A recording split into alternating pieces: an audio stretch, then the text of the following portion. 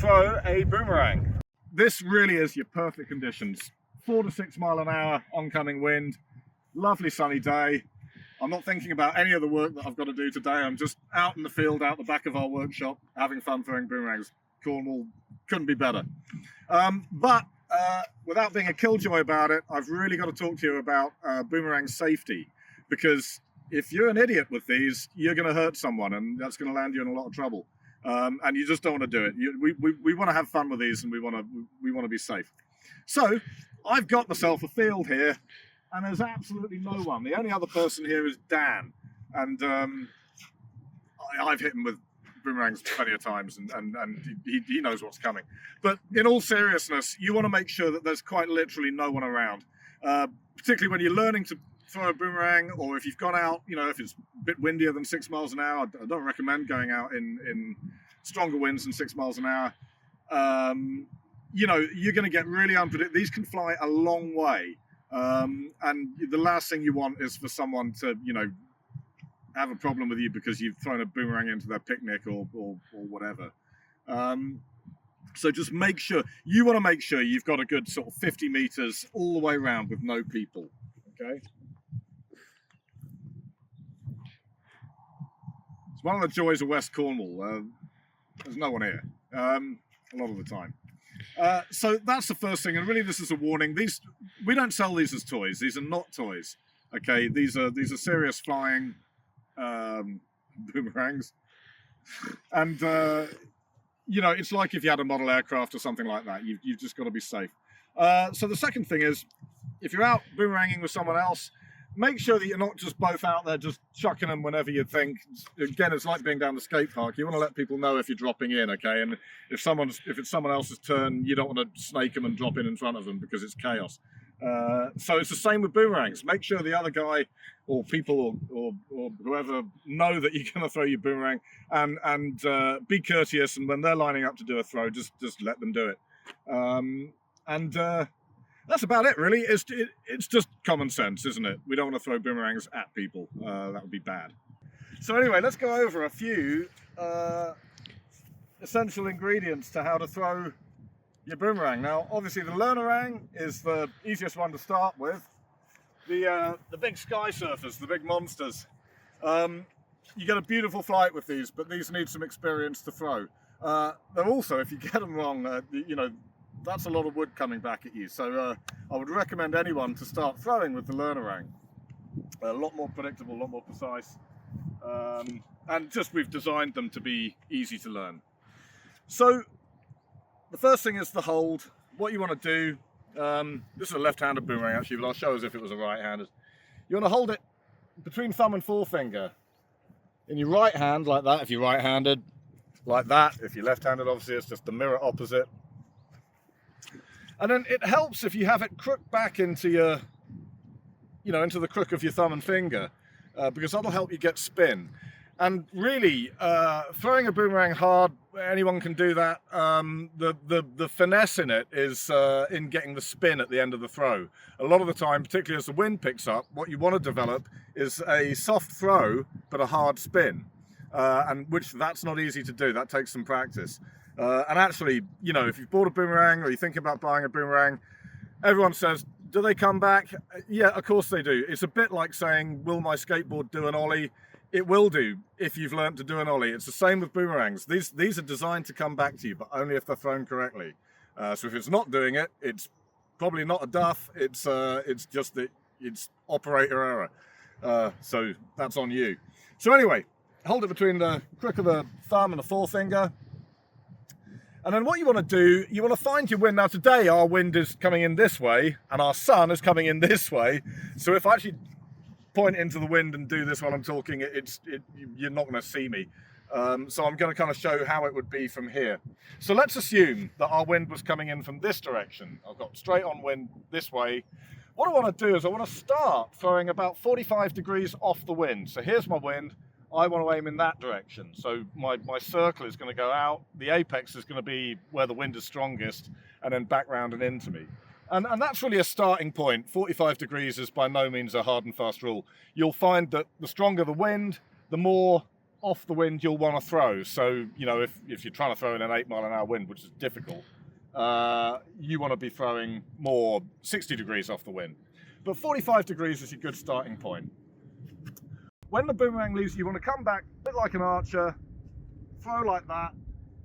You want the boomerang to leave your hand a little above the horizon line. Okay, so that's sort of angle, about a 15-degree angle. I'm throwing it there. Then at the end of the throw, that's where you want to get this kind of whip crack motion, like that. So, and that will get the spin into the boomerang. Now, if you've done it right, what you're looking for is a flight path that tracks round in a circle. As it gets about 2/3 of the way around its flight, and the boomerang starts to lay over and get ready for its kind of return journey, the boomerang will rise slightly in the air and then hover back in, and you know, on a good day you'll get a perfect catch and everyone will think you're a hero. I'll go over some of the things, some of the duff shots. When you're throwing boomerangs, I think it's important to remember we're here to have fun. And so if you get some duff throws, you're going to get all sorts of weird flight patterns happen, and that's just part of the fun, is observing boomerangs, seeing what they do under different wind conditions and under different throws, and all the time you're just fine-tuning your throws so that you've got that, you know, you've got a sort of muscle memory throw in the end that's going to give you reliable results. And you learn an awful lot about reading the wind as well. It's it's as simple as going out and throwing a boomerang for fun. Or it's as complicated as sort of waking up every morning thinking, I'm going to go and try and get the best throw ever, which will eventually happen to you. Anyway, here's a few of the throws where things can go wrong. Classic is that people get hold of a boomerang. Why read the instructions? You know, what's the point? So we get hold of the thing and we think we're going to throw it like a frisbee. Now, this is the single worst throw that you can do with a boomerang because they just go nuts. If you throw it like a frisbee, it's going to go straight up into the air a long way, and then it'll start a descent like a Stuka dive, and as it comes down, it'll gain acceleration, and it will swoop in, and you're just going to want to run for it. So the next common thing is that you're throwing your boomerang, you're throwing it 45 degrees off the wind, or so you think, and the boomerang is going around nicely, but it's landing too far over there consistently. And if that's consistently happening, you've got your angle wrong. You want to go a more shallow angle off the wind. So if it's falling too far that way, you want to start your throw further over that way. Similarly, if the boomerang is coming around and it's coming past you and landing over there, then you've thrown it too close to the wind, okay? So you want to come off the wind a bit like that. If your wind direction is coming straight into me, throw it off the wind like that. The next thing that can happen is that you throw the boomerang and it lands, it's doing a nice flight, but it just kind of dies and drops out the sky in front of you. So what's happened there is a number of things. You either haven't read your wind quite right and you're throwing it too close to the wind, too far into the wind, or more likely what's happened is you haven't perfected getting that snap spin at the end of the throw. Good snappy spin. You want the thing, the quicker these things rotate, the more all of the magic that is in a boomerang that makes it come back to you, the more that's working for you, okay? You got, these things are gyroscopes in a lot of ways, and the faster a gyroscope, the faster something spins, the greater its gyroscopic effect, and that's one of the things that brings the boomerang back round to us. So if it's falling too far out in front, you either want to throw a bit harder, throw less into the wind, come a bit off the wind, or more likely you want to work on your spin. If you throw the boomerang and it comes around and everything's looking great, but it gets to where you are and it's still way up in the sky and it lands way off behind you, well, you've just thrown it too hard. And this is one of the subtleties of throwing boomerangs. It's a lot of the time, particularly as the wind picks up, you want a soft throw, fast spin, and it takes experience to kind of separate those two. If you want to do a hard spin, everyone starts off by throwing the boomerang harder to get more spin into it. And it'll work, but it'll fly way off behind you. And really what you're after, more subtlety with the throw, but it's the flick at the end, the spin, that's what's going to make it work. Once you've got some experience and you're starting to learn what your boomerang will do in different wind conditions, how it's going to respond, and you're starting to get your throw in, so you're getting more reliable with your throw, we might think about actually fine-tuning boomerangs, because believe it or not, these things are tunable. The Boomerangs are way more tunable than the Sky Surfers, because Sky Surfers are a big stiff wing. It's, you know, that's thanks a lot to you know, the way that we strip laminate them. These are harder to kind of manipulate, but not impossible. But the Boomerang, you can kind of do this out in the field.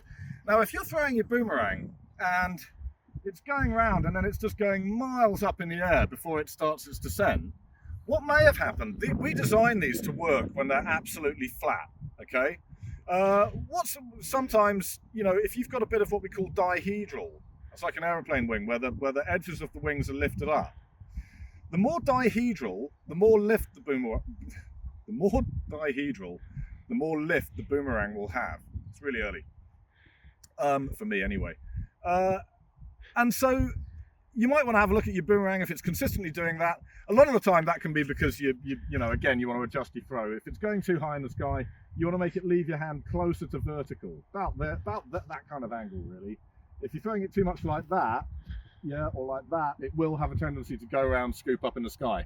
But if you're happy that you're throwing at a fairly tight angle like that, you know, 70, 80 degrees, and it's still sort of skying straight up into the sky, you might want to have a look at the thing. You might find that the tips have bent up. Sometimes a hot sunny day, something like that, the boomerang can react like that. So what you do is you just get hold of the thing and just bend them down a bit and give yourself, you're aiming for a flat, you know, flat bottom to the thing. You can actually go the other way if you find that your boomerang, even when it's flat, is climbing too much for your throw. Everybody's got a different throw, whereas the boomerangs are all made, you know, round about the same. So you can actually put in what you call anhedral, which is where the wingtips bend down. Now that's unusual. If you're doing that, you know, you probably want to practice more. But sometimes, you know, just depending on how people throw, you might want to put anhedral in. Anhedral will always give you a lower flight path. Okay, so you can bend up, you can bend down. The other thing you can do, which is fun, you can experiment with weighting the boomerang. So depending on, for this you can use elastic bands, which will also have the effect of slowing the boomerang's rotation down a bit in the sky, which will, you know, do all sorts of things to the flight as well. But by adding a little bit of weight, you know, you can tape, you know, a small, you can try a penny. I mean, you know, on the Boomerang, you're adding quite a lot of weight. I think a penny's, are they 3 grams, something like that? If you add weights to the wingtips, what you'll find is the boomerang will go way, way further. You'll have much greater range, but to get it to return, you'll need a much, much harder throw. Now that can be fun to experiment with if you got the room. Similarly, you can try putting a penny, you know, taping a penny to the inside of the boomerang and seeing what that does. Again, elastic bands will add a little bit of weight, but they generally will slow the boomerang down. Sometimes people put them on when it's windy, and they find that they can, you know, have more control over the boomerang that way. So, you know, there's a few ways that you can kind of manipulate your wings to give you different flights, and it's good fun just to play with that anyway. Just it's all about understanding your boomerang, and the more you fiddle with them, the more you'll understand them. The only other thing is, you can actually, you know, get medieval on them, get your sandpaper out and start trying to alter your profiles and things. That can be fun. Just remember that when you do that, there's no going back. We're actually going to release a boomerang this winter called the Makerang, which is basically a cut out blank of a boomerang, just how we start off with them before we shape them. And we're going to put some instructions in there on, you know, regards to what kind of profile you're after. We'll put some sandpaper in there. We're generous like that. You know, and you can have a go at shaping your own boomerang. So they're going to be a lot of fun, and they'll be super cheap as well. That's like stocking filler money, because basically you're doing half the work for us. So yeah, that's pretty much what we can say about tuning a boomerang. Throwing a boomerang, especially beautiful weather like this, it's hard to explain how much fun it is. It's a lot like things like surfing. You know, you go for a wave. You think, oh, I'll make this my last one, I'll go in for my tee, do it, you think, I think just one more wave I can do even better. Boomerang's just like that. You do a throw, you're happy with it, but you're like, oh, just one more throw, I think I can get better out of that. And it's weirdly addictive.